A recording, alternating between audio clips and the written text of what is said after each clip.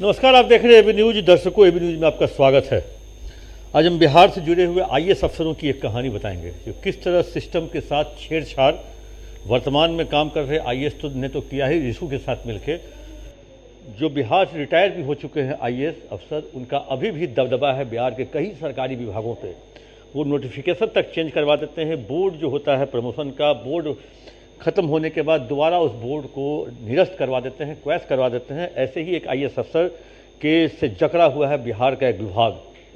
और हाल ही के दिनों में उस आईएएस अफसर की इतनी चली, जो 10 दिन पहले एक बोर्ड हुआ था, उस बोर्ड को भी उस आईएएस अफसर के दबाव के कारण या कहे उसके प्रयास के कारण वो बोर्ड बैठ गया, बोर्ड क्वैश हो गया। और आज हमारी खबर पढ़े जाने के दिन ये बोर्ड की संभावना है। वैसे जब तक ये खबर दर्शक आप तक पहुंचेगी तब तक वो बोर्ड आज हो चुका होगा। लेकिन आखिर कौन है वो दबदबा वाला अफसर? वो किसके इशारे पर ऐसा हो रहा है और कैसे इस सिस्टम के साथ वो खेल रहा है वो आईएएस अफसर? वो इन दिनों बिहार के ही एक आयोग में हैं, क्योंकि बिहार में तो बहुत सारे आईएएस आईपीएस को आयोग मिलता है। क्योंकि बिहार सरकार का एक था फार्मूला, आप चीफ सेक्रेटरी या होम सेक्रेटरी के रूप में पास कीजिए मतलब वहाँ से निकलिए, उस संगठन से चीफ सेक्रेटरी या होम सेक्रेटरी जैसे पद से आप रिटायर हुई तो आप एक पद पा लीजिए। एक ही दो लोग हैं जिन्होंने इस चीज़ को इनकार किया, अमृतलाल मीना और एक अनूप मुखर्जी। यही जो एक दो आईएएस जो थे, लगभग अमूमन सभी आईएएस अफसरों की यह रही, कहीं ना कहीं सूचना आयुक्त, मुख्य सूचना आयुक्त, एक तरह से कहें मानवाधिकार आयोग, कई तरह के ऐसे रहे जो पद पे काबिज होते गए। चाहे कोई आयोग हो, चाहे विद्युत बोर्ड का आयोग है, उसमें भी हम बात करते हैं। पहले हम आपको समझा दें, जो डीएसपी जो डायरेक्ट बीपीएससी अफसर हैं वो एएसपी भी बनते हैं, स्टाफ अफसर भी बनते हैं। उसमें एक आरक्षण का भी अलग फार्मूला है। एक आरक्षण पहले सुप्रीम कोर्ट ने कहा था, जो भाई प्रमोशन में आरक्षण के लिए 17% रिजर्व किया गया। बिहार में 30 सीट है स्टाफ अफसर का, जिसमें 17% रिजर्व हो गया एससी और एसटी के लिए, जिसमें 16% एससी के लिए और 1% एसटी के लिए। तो 30 में अगर वो रिजर्व होता है तो लगभग आता है 24.9, लगभग 25 सीट बचता है, 5 आपको रिजर्व हो जाता है उसके लिए।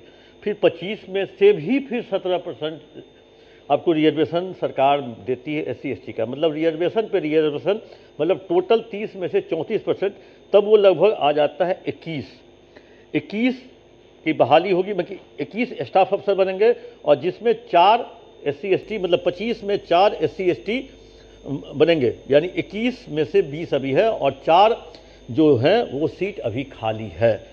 पिछली 12 तारीख को उन 4 लोगों का उन 4 जगहों पर एक बोर्ड हुआ। बोर्ड में जो नाम थे, पहला नाम था शिवली नोमानी और राज किशोर सिंह दूसरा नाम, तीसरा मुकुल रंजन तीसरा और चौथा आशीष आनंद। इन 4 लोगों का 11-12 तारीख को बोर्ड हुआ था। उस चौथे लोग, ये 4 लोगों का स्टाफ अफसर में, और ये लोगों ने खुशी भी मना ली, पार्टी भी दे दी, पार्टी भी ले ली, बधाई भी ले लिया। और ये लोग स्टाफ अफसर के रूप में ये प्रमोट होने का नोटिफिकेशन नहीं निकला था, लेकिन बोर्ड हो चुका था।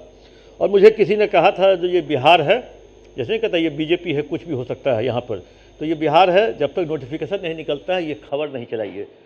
मैंने अपने सोर्स के हिसाब से 12 तारीख को, लगभग 11 या 12 को मैंने ये वीडियो डाला, जो 4 आईपीएस बने डीजी 95 बैच के और 4 बीपीएससी के डीएसपी बने एसपी। लेकिन यहीं पेच लग गया है। 5वां नाम था इस ग्रुप में नूरुल हक बिहार शरीफ के डीएसपी थे और 5वां इनको भी स्टाफ अफसर होना था, लेकिन सीट मात्र 4 था। इस कारण से नूरुल हक बच गए। बस नूरुल हक बच गए, गेम शुरू हो गया यहीं से।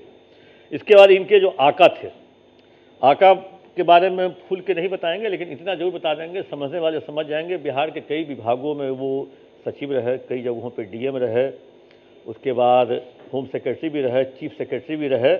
अभी किसी आयोग के वो अध्यक्ष हैं और इतना पावरफुल है जो वो बोर्ड तक बदलवा देते हैं।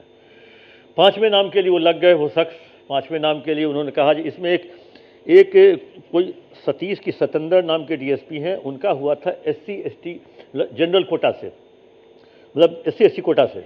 लेकिन उनको कहा गया जो आप चले जाइए SC ST कोटा में, जनरल कोटा से आप छोड़ दीजिए, आप चले जाइए SC ST कोटा में, और SC ST कोटा में जो आरक्षण पहले से जो सीट वैकेंट है, क्योंकि अगर वहाँ पे वो शख्स वो अगर मौजूद नहीं है तो वो सीट जितनी भी है वो खाली रहेगी, चाहे जितना आरक्षण है। अगर आरक्षित व्यक्ति अगर नहीं आता है तो वो सीट खाली रहेगी।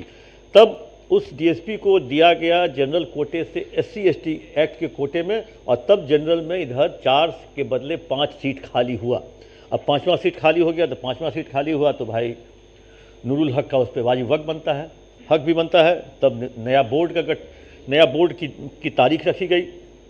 पिछले बोर्ड की तारीख रखने में इन चारों DSP को कहे जो नाको चने चबाने चना भरा, इन लोगों ने एक एक कहे नीचे से फाइल भरवाया, नीचे से फाइल भरवा के होम सेक्रेटरी तक गया। फिर होम सेक्रेटरी उस समय थे अरविंद चौधरी जी, होम सेक्रेटरी के पास वो फाइल थी। अगर मात्र 2 ही दिन पहले उनके पास फाइल पहुंची थी कि उनका तबादला हो गया। तबादला के बाद फिर नए गृह सचिव आते हैं कुंदन कुमार, इनको भी चीज़ें समझने में समय लगा, और क्योंकि ये डबल चार्ज में है, दिल्ली के भी चार्ज में है, स्थानिक आयुक्त में। उसके बाद लेकिन इन्होंने अपने फाइल नहीं रोकी और फाइल कर दी, और 11-12 तारीख को बोर्ड करके नोटिफिकेशन निकलने वाला था। लेकिन उसी बीच में नूरुल हक के आका आ जाते हैं, और इनका नाम 4 के बदले में अब 5 DSP स्टाफ अफसर बनेंगे, जिसका बोर्ड आज होने वाला है। अब आप समझिए, जो IAS बिहार में रिटायर हो चुका है, बिहार में रिटायर होके एक आयोग के अध्यक्ष है, वो भी आयोग का शायद अब कार्यकाल पूरा होने वाला है उस IAS अफसर का इतना दबदबा, और ये दबदबा अभी नहीं, जब वो अपने पीक पे थे, जब नीतीश कुमार जी जब मुख्यमंत्री थे और उनके आंख के तारे थे, मतलब उनके हिसाब से कहें जो एक मतलब उनके हिसाब से ईमानदारी, हम ईमानदारी पे भी बात करेंगे, ईमानदारी की परिभाषा पूछेंगे दर्शकों आपसे, और दर्शक भी और हम भी बताएंगे क्या पैसा नहीं लेना ही ईमानदारी है। आप पैसा नहीं ले रहे हैं, बहुत बड़े ईमानदार हैं, आप समझिए राजा हरिश्चंद्र हैं, लेकिन आप अपने जात के लोगों को मदद कर रहे हैं, जात के लोगों को लीक से हट के मदद कर रहे हैं, अपने कौम के लोगों को लीक से हट के मदद कर रहे हैं, क्या बेईमानी नहीं है? आप अपने सरकारी गाड़ी और सरकारी जो स्टाफ है या सरकारी गाड़ी का उपयोग आपके घर के लोग निजी कार्य के लिए कर रहे हैं, बच्चे को स्कूल भेजने के लिए, पत्नी के शॉपिंग के लिए, या कहें जो किसी को ड्रॉप करने के लिए, क्या वो बेईमानी नहीं है? क्या पैसा लेना ही केवल बेईमानी है? इन सब चीज़ों को भी अगर ईमानदारी की परिभाषा अगर देखी जाए तो ईमानदारी की परिभाषा बहुत बड़े संसर्ग में देखा जाता है। ईमानदारी बहुत तरीके से देखी हो जाती है।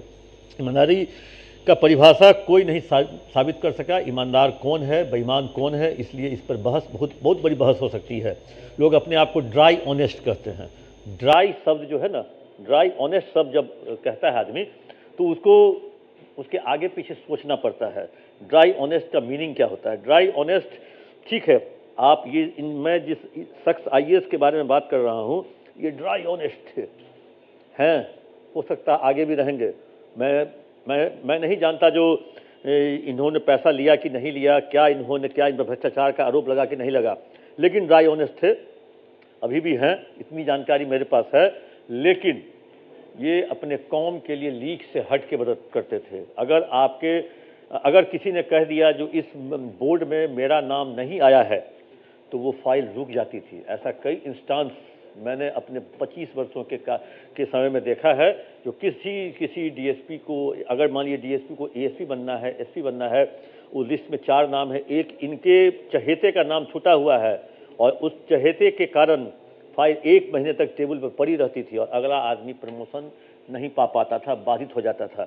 तो सिस्टम को तो एक वर्तमान IAS आपने देख लिया, यशस्वी के माध्यम से किस तरह यशस्वी ने IAS के माध्यम से करोड़ों की कमाई की, टेंडर का कहें हेराफेरी किया, टेंडर हेराफेरी करने के बाद IAS अफसर भी 90 सस्पेंड हुए, IAS अफसर के यहाँ रेड भी हुआ, शायद महाधिवक्ता का निर्णय भी आ चुका है, FIR करने की इजाज़त भी मिल चुकी है, लेकिन अभी तक कंक्रीट जानकारी नहीं आई है।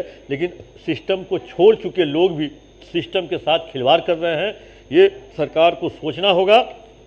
और 2-2 आरक्षण क्यों, इसको लेकर के भी BPS के जो लोग हैं वो भी कहना है उनका है कि सुप्रीम कोर्ट में सभी स्टेट के लोग गए थे, और वहाँ ये 2023 का मामला है, कहा गया था जो प्रमोशन में आरक्षण, बहुत लंबी बहस हुई, बहुत सारे स्टेट के वकील ने वहाँ पर अपना पक्ष रखा, अंत में सुप्रीम कोर्ट ने इसे स्टेट गवर्नमेंट पर छोड़ दिया। वो अपने हिसाब से, अपनी मर्जी से जिस तरीके से आरक्षण प्रमोशन में देना चाहते हैं, तब प्रमोशन में आरक्षण के लिए तय हुआ जो 17% टोटल जो प्रमोशन होगा उसमें 17% SC ST को रिजर्व दिया जाएगा। अब ठीक है, 30 में 17%, 30 में 17% मिलने के बाद जो 25 बचा, अब उस 25 की जो बैठक होगी उस 25 में भी 17%, तो अब वो हो गया 21। अब और अगर उस 5 और उस 4 में अगर आपके पास SC ST के कैंडिडेट नहीं है तो वो 9 सीट खाली रहेगा, भले उस पर किसी की पोस्टिंग या किसी का प्रमोशन नहीं होगा। अब उस 21 में यही सब कुछ है, लेकिन इसको लेकर के मेरा मकसद केवल था उस प्रमोशन पर हमारी खबर नहीं थी। हमारी खबर थी जो एक सिस्टम, एक रिटायर्ड IAS अफसर पूरे सिस्टम के ऊपर बैठकर पहला बोर्ड को क्वैश करवा के, निरस्त करवा के, दूसरा बोर्ड करवा के पूरे की पूरी सिस्टम पर बैठ गया और तब जाकर उस बोर्ड में स्टाफ अफसर के रूप में उन लोगों का प्रमोशन होता है। देखना है, आज भी बोर्ड हो रहा है, बोर्ड हुआ कि नहीं हुआ उस शाम तक पता चलेगा, लेकिन बोर्ड होगा। पहला बोर्ड निरस्त हो गया, लेकिन इस चारों के साथ एक और अन्याय हुआ। इस चारों को याद होगा 20 जून को 18 या 20 जून को एक नोटिफिकेशन निकला था, फर्जी नोटिफिकेशन। यही 4 लोग, शिबली नुमांदनी, राजकिशोर, मुकुल रंजन और आशीष आनंद, यही 4 लोगों का एक फर्जी नोटिफिकेशन पोस्टिंग का निकला था। चारों को ग्रामीण SP के रूप में भी तैनात कर दिया गया था, एक को छपरा, एक को बेगूसराय, इसी टाइप की जगहों पर। और जब वो देर शाम पता चला जो ये नोटिफिकेशन फर्जी था, तो फर्जी नोटिफिकेशन जहां से निकला था वहां के SDPO कार्यालय के मुंशी को गिरफ्तार भी किया गया। वैसे बेलेबल वारंट था, सेम डे बेल भी हो गया और DSP को तुरंत पुलिस मुख्यालय क्लोज कर लिया गया और DSP पर भी कार्रवाई की तैयारी की जा रही थी। लेकिन इन सारी चीज़ों की जानकारी पुलिस मुख्यालय को हो गई थी और उसी चारों का बोर्ड हुआ स्टाफ अफसर के लिए। अब पोस्टिंग की तैयारी थी, फिर बोर्ड निरस्त हो गया।